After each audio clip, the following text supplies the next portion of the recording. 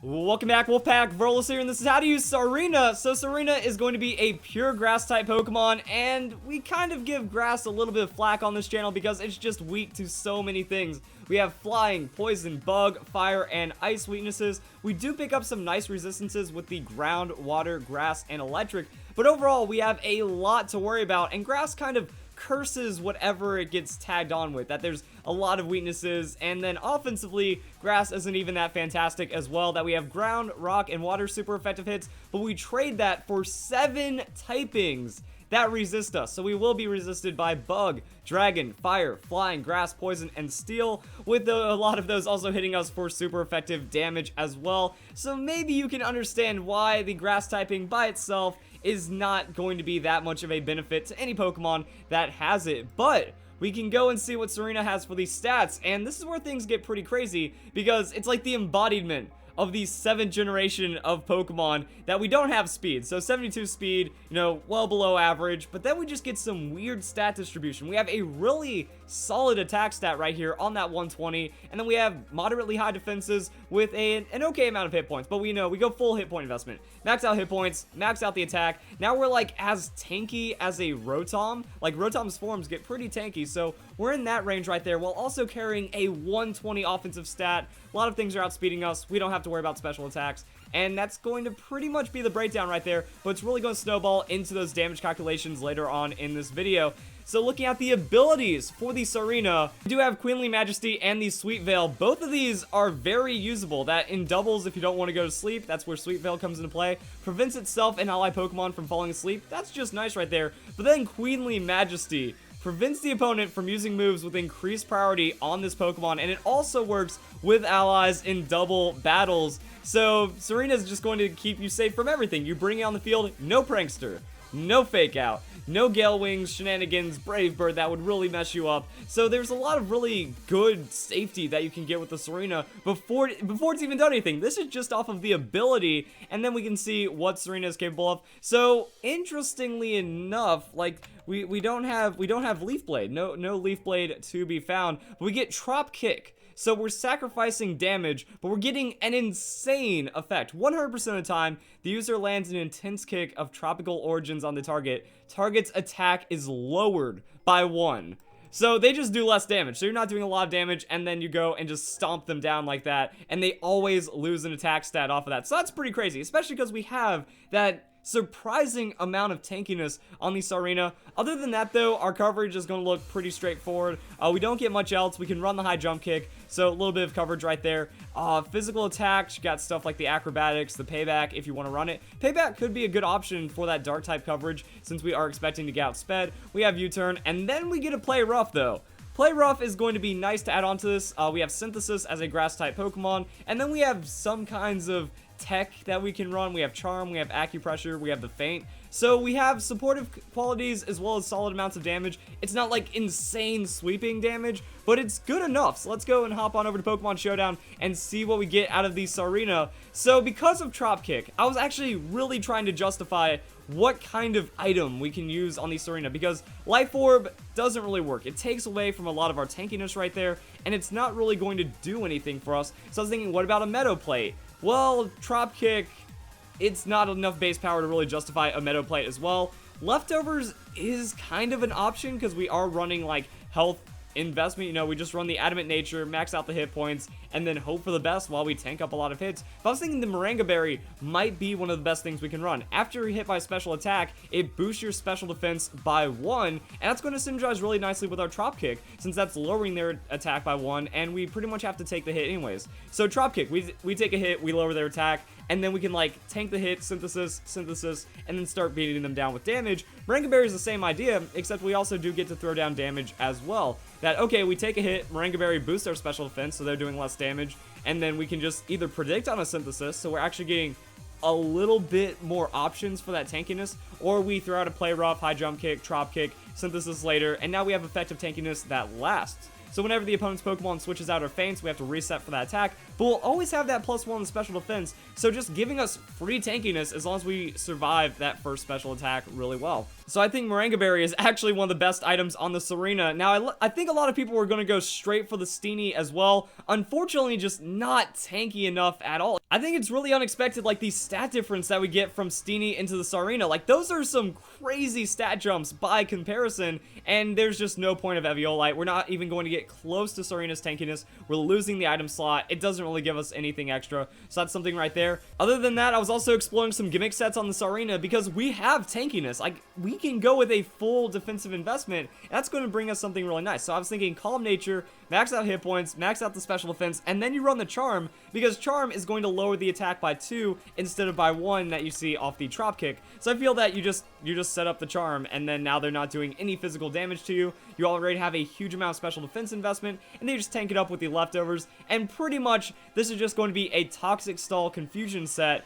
And it works. Like, you are tanky enough. Like, we do have that surprising amount of tankiness. Once we're dropping their attack, they're forced to switch out. So entry hazards is very, very recommended with this, because if they keep switching out while they're taking stealth rocks, we're also still a pretty solid amount of special defense, so they're gonna have a hard time breaking that down. We toxic them, we teeter dance, they hit themselves in confusion, we synthesis. They just get broken by this set right here, and I think it's actually a really solid set to run. Unfortunately, confusion nerf, I've been talking about this, it's a really upsetting thing to see right there. And I do want to talk about the Queenly Majesty versus the Sweet Veil as well. In single battles, pretty much always the Queenly Majesty, because on Sweet Veil, you only have to worry about Hypnosis. Since you are a Grass-type Pokemon, Spore's not going to affect you, Sleep Powder's not going to affect you. So really, it's just going to be about the Queenly Majesty, and if they're trying to do Prankster, if they're trying to do some kind of crazy priority stuff on you, it's just not going to work. So that gives you a lot of freedom as well. And against tankier Pokemon that are slower than you, it's just free setup, free Toxic, free Teeter Dance, you outspeed them on Synthesis.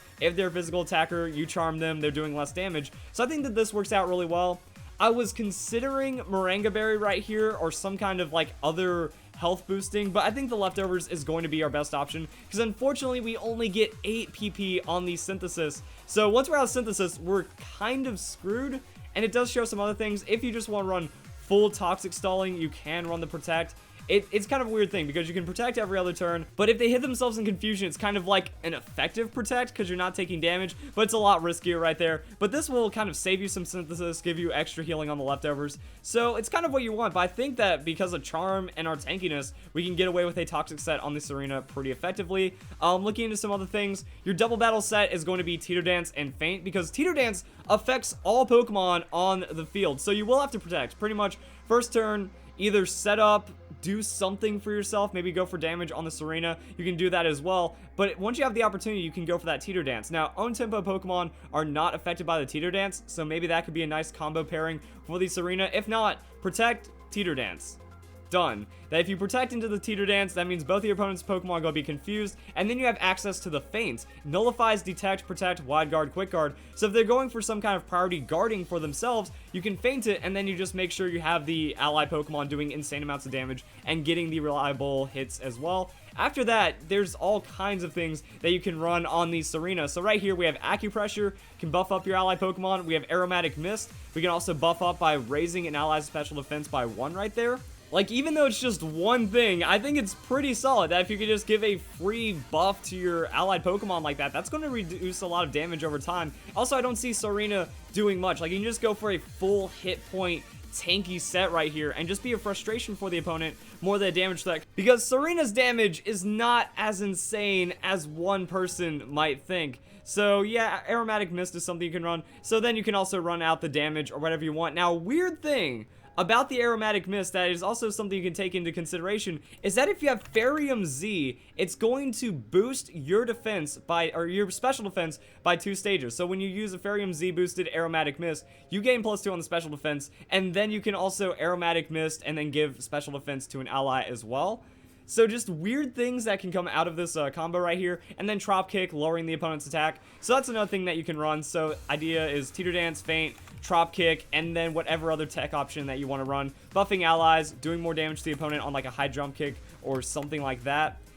Pretty much that's what we're looking at on the Tsareena. And then lastly, I have just a damage option. You run the Assault Vest. You max out hit points, you max out the attack, you hit him with a Trop kick, you have the Assault Vest, and then this pretty much sacrifices your sustain. So I'm not a huge fan of the Assault Vest because Moringa Berry gives you an effective free Assault Vest. It's going to boost your special defense by 1.5 on that first stage. So you get a free access to the Synthesis when Assault Vest does lock out those moves. But this does mean that you can run like Assault Vest, free tankiness from the start, so you might be able to survive more super effective hits. Like if you eat a powerful flamethrower before the Moringa Berry, that could KO you. You can use the Assault Vest to survive those crazy hits, and then you have Rapid Spin as an option if you really want to get rid of the opponent's entry hazards. So things to consider on the Tsareena right there. And now let's go and check out the damage calculations, because this is where it all comes together. So I was looking into how much damage we're doing with the Tsareena, and it's not a lot. So Adamant Nature, 120 on the attack, Trop Kick's a 2-hit KO against a Weavile, 70 on invested hit points,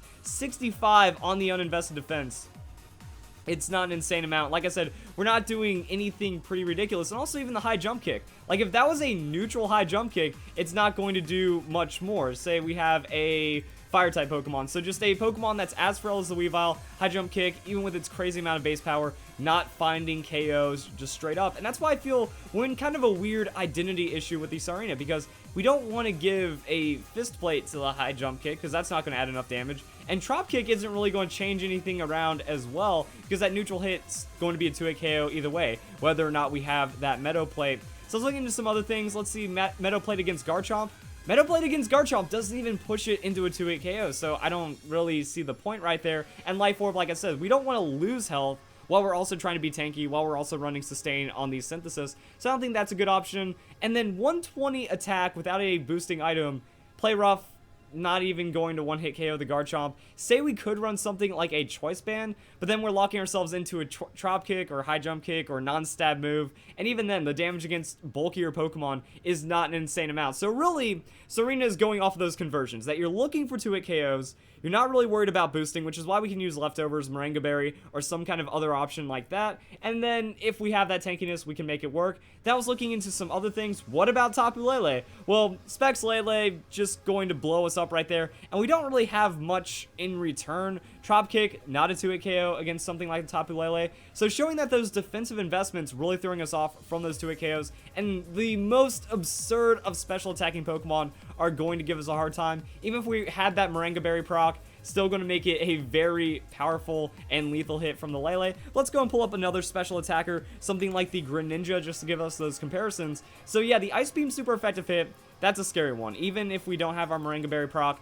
that's looking to KO us with the Life Orb, Timid, Greninja craziness. But then we can look to the Dark Pulse, because this is kind of where it matters. That on that Dark Pulse, the first hit is not in a solid 2-hit KO. So, you know, we have a 12.9% chance to 2-hit KO on a Dark Pulse, and that's a respectable neutral stab special attack. That's kind of what we're judging off of right here. So we have the average special attacker using a neutral hit, and it's going to be doing around 50%, maybe a little more. But then our Moringa Berry activates, and then we're at +1, and now we can Synthesis through that. That, okay, we eat 2 Dark Pulses, and then we Synthesis, and then we're running down damage on Trop Kick or High Jump Kick or something like that. Whatever fits, and then that's where we can start finding the KOs right there. So max hit points, max attack, adamant, invested, whatever we're doing. This will be a 2-hit KO neutral or a 1-hit KO super effective. And that's all that we're really looking for on the Tsareena. And then also kind of going through what it can do. There's no bulk up here. There's no Calm Mind. There's no other weird shenanigans that we can run for the moveset. So that's kind of the cap of what Tsareena is going to do.